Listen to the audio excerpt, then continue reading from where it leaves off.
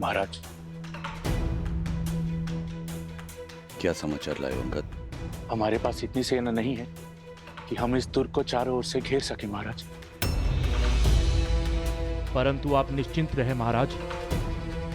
मैंने प्रण लिया है उस चंद्रबाहु का वध करने का, जिसने बिना कारण आपकी किष्किंधा राज की पुत्री का अपहरण किया। अंगद, हमें शीघ्रता करनी होगी। इस किले को भेदना होगा हमें, इससे पहले कि इस किले से आक्रमण हो।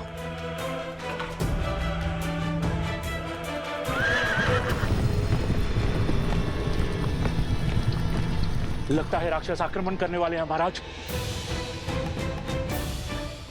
सैनिकों, सज्ज हो जाओ।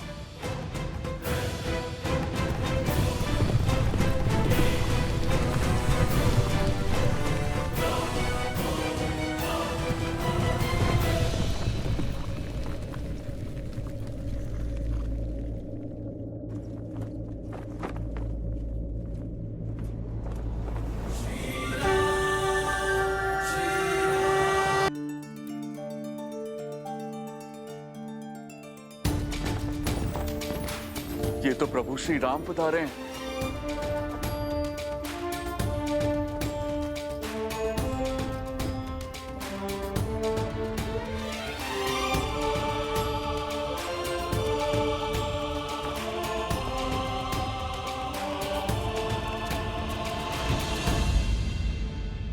प्रभु, आप मेरी किष्किंधा की सहायता करने के लिए आए। मैं धन्य हो गया प्रभु, मैं धन्य हो गया।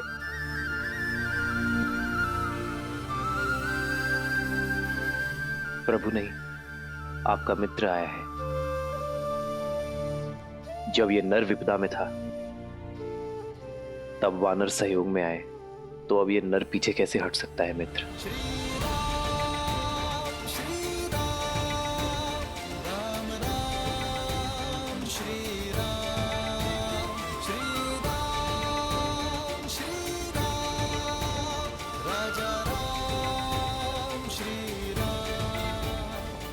इस संसार की प्रत्येक नारी, चाहे वो माता हो, बहन हो,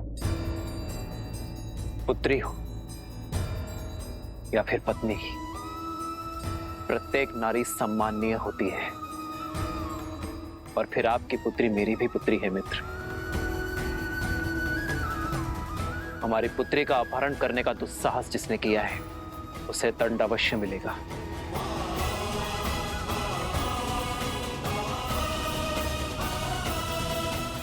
महाराज, हनुमान, किष्किंधा की पुत्री का अपहरण करने वाला बचेगा नहीं। प्रभु, आप मुझे आदेश दीजिए। अवसर देना हमारा धर्म है। तुम दूत बनकर जाओ और चंद्रबाहु को चेतावनी दो। कहो कि उसके पापों का दंड देने स्वयं अयोध्यापति आए और यह अंतिम अवसर है। यदि उसे प्राण प्रिय है तो मेरे मित्र वानराज सुग्रीव की पुत्री तृणावती को सम्मान सहित लौटा दे।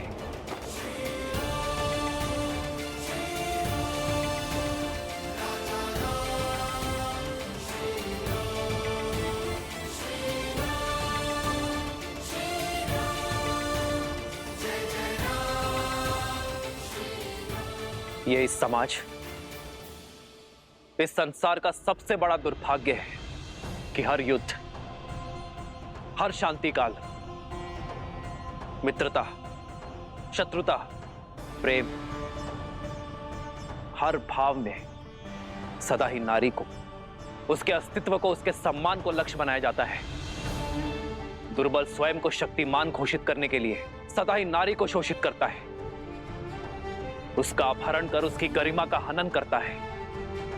मैंने लंका युद्ध के समय कहा था कि ये युद्ध केवल मेरा नहीं, ये युद्ध हम सबका है।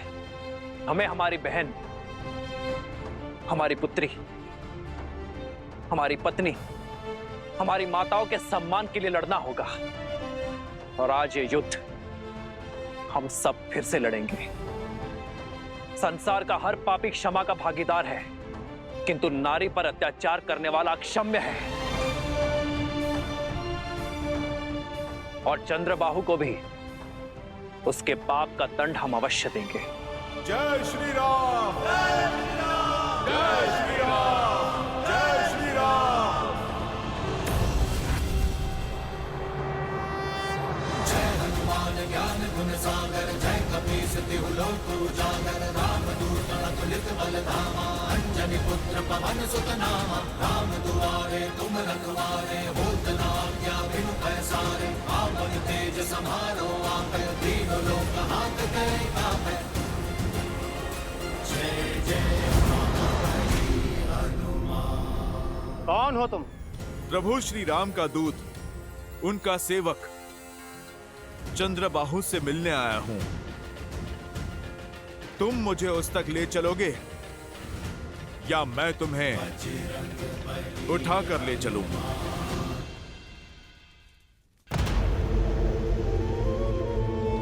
आओ वानर, बोलो क्या संदेश लाए हो?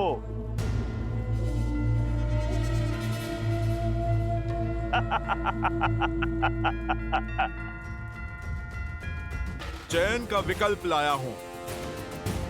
इसे तुम संदेश समझो या फिर चेतावनी। ये तुम्हारे हाथ में है चंद्रबाहु। मेरे प्रभु श्री राम का आदेश है, या तो वानर राज सुग्रीव की पुत्री को तुम सम्मान सहित लौटा दो, या फिर अपनी मृत्यु के लिए सज्ज हो जाओ। सुना, मुझे स्त्री के सम्मान का पाठ पढ़ाने का आदेश वो दे रहा है जिसने लोगों की बातें सुनकर स्वयं अपनी पत्नी के सम्मान को तार तार किया, उसे त्याग दिया। चंद्रबाहु, जो सत्य मैं आज जानता हूं, कल वो पूरा संसार भी जानेगा कि ये सब तुम्हारे पिता सहस्त्र मुख रावण का किया धरा है।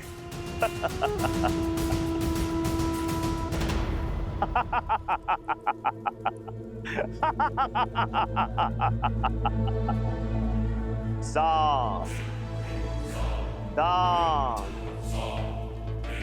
दंड, भेद। युद्ध को जीतने के लिए शत्रु को युक्ति लगाने का पूरा अधिकार है। उसका प्रयोग मेरे पिता ने भी किया, तुम भी करो। जाओ, मेरी पत्नी के विरुद्ध बातें फैलाओ। किसने रोका? मैं उसका सत्य जानता हूं। अब तुम ही बताओ, स्वयं को लोक अपवाद से बचाने के लिए जिसने अपनी पत्नी को त्याग दिया, वो स्वार्थी है या फिर कायर? जिसने अपनी पत्नी को मरने के लिए वन में छोड़ दिया, उसको क्या अधिकार है कि वो किसी और की स्त्री या पुत्री को लौटाने का आदेश दे? दुष्ट, तूने मेरे भगवान को पापी कहा है। तू अवसर का नहीं, अंत का पात्र है।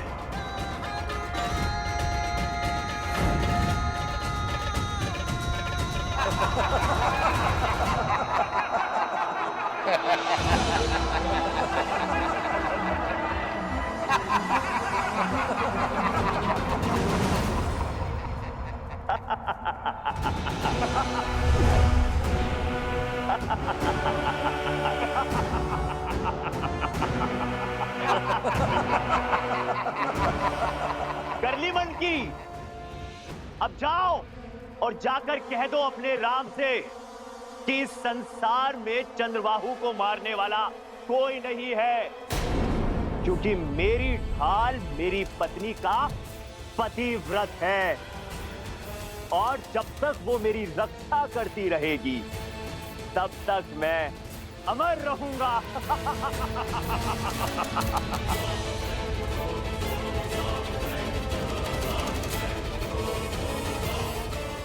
और पूछ जाते उस अयोध्या के राजा से, क्या उसकी पत्नी भी उसकी रक्षा करती है या केवल वन में छिपी रहती है?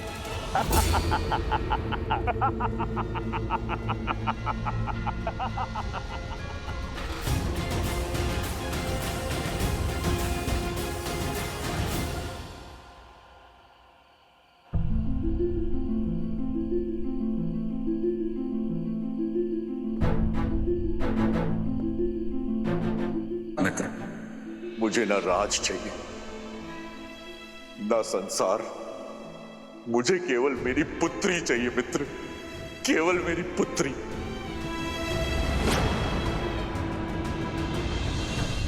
सीते! सीते!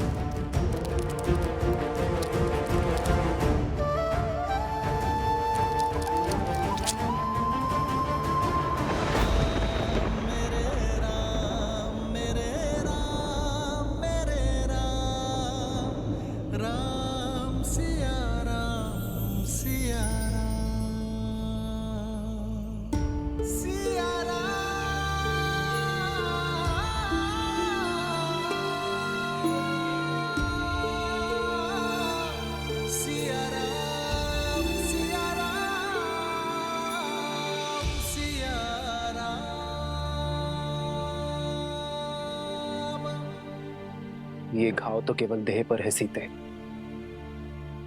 मन और हृदय का घाव तो केवल आप ही नहीं आ रहे, मैं भी जानती हूँ। आपके मन की अशांति का आभास है मुझे। राम सिया राम जय जय राम, राम सिया राम जय जय राम, राम सिया राम जय जय राम। जिसने समाज के कल्याण का प्रण उठाया हो, उसका मन शांत कैसे हो सकता है सीते? यही संचित कर्म है, हर किसी को काटना पड़ता है। समाज के कटाक्ष, संसार के उलाहने को सुनकर अपने कर्म को प्राथमिकता देना कितना कठिन है आर्य नहीं जानती। और आपके हर संघर्ष की विजय पर हर्ष भी है मुझे आर्य।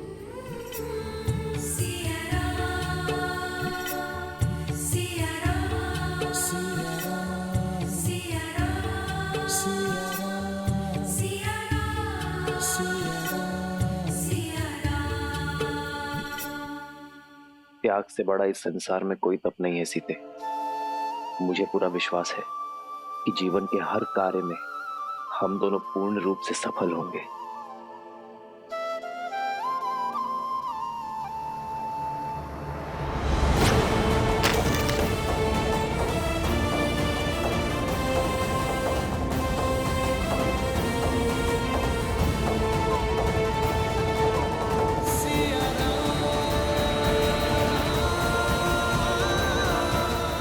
ऐसा क्या है यार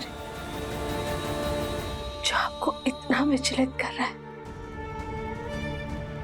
कल भोर होते ही मैं भगवान वाल्मीकि का परामर्श लूंगी,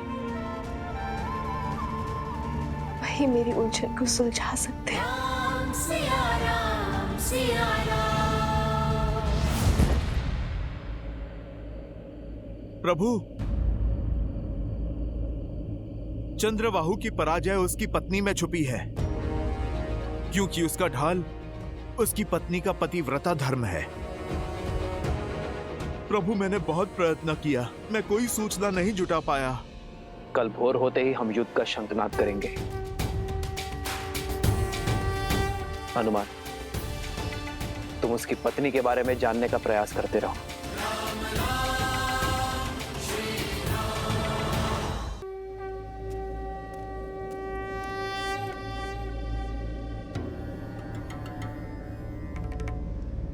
हनुमान जी किस भेद की बात कर रहे हैं पिताश्री? क्या है चंद्रबाहु की मृत्यु का रहस्य? उसकी पत्नी कैसे उसकी रक्षा कर रही है?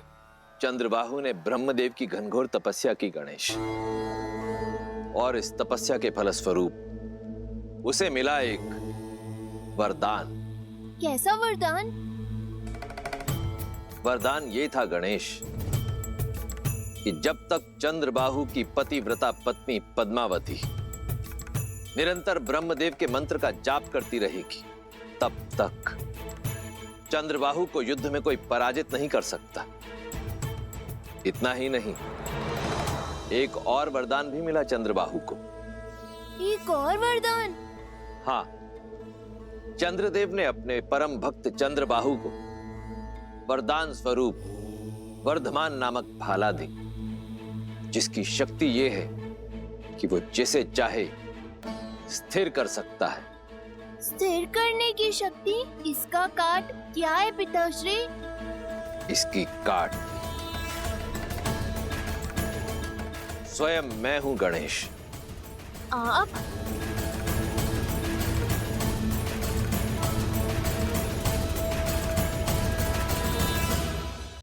देवी, जो मन वचन और कर्म से जुड़े होते हैं, जो जगत कल्याण के लिए त्याग करने को तत्पर होते हैं, वो भावों की डोर से सदा जुड़े होते हैं। मन कहता है कि मेरे श्री राम दुखी है और इसी आभास की चिंता मुझे सता रही है। अब आप ही बताइए, मैं उनकी सहायता कैसे करूं? मुझे मार्ग दिखाइए प्रभु।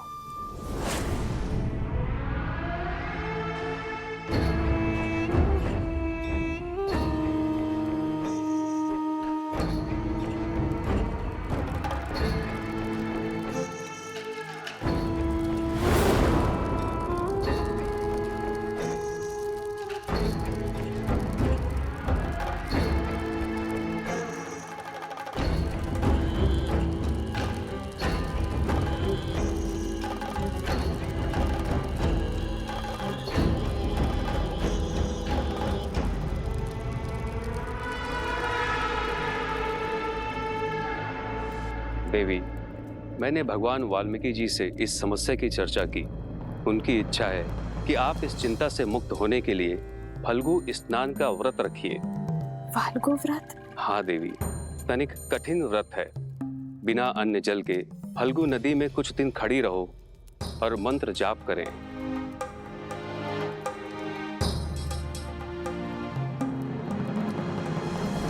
आओ सीता, इस बार कोई भी बल तुम्हें मेरे छल से नहीं बचा सकता।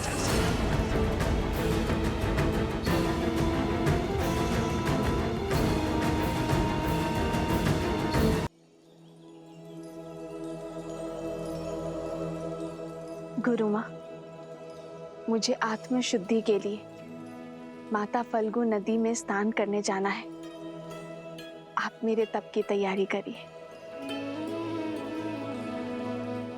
लव, कुश, मुझे कुछ दिन के लिए जाना होगा, मन की शांति के लिए। तुम दोनों कुछ दिन के लिए मेरा वियोग सहन कर लोगे ना?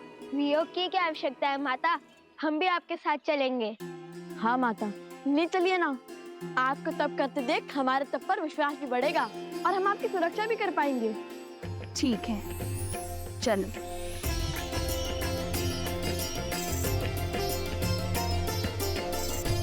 मित्र, हमें सेना की सुविधा के लिए हमें इस सरस्वती नदी के उपनदी पर ही शिविर लगाना चाहिए। फाल्गु नदी भी इसी नदी में आकर मिलती है।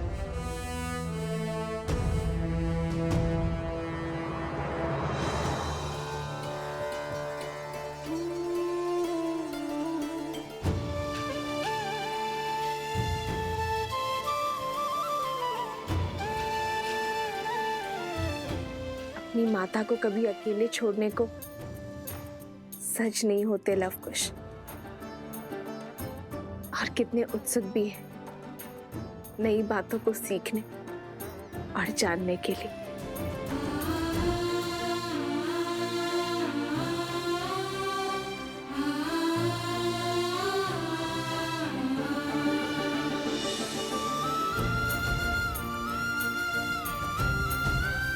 बालकों की भांति उत्सुकता मुझे आपके मुख पर भी दिख रही है वन देवी।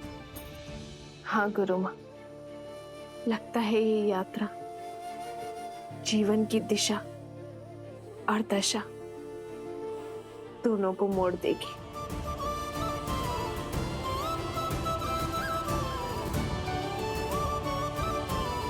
कुछ विशेष कारण अवश्य है इस फल्गु यात्रा का।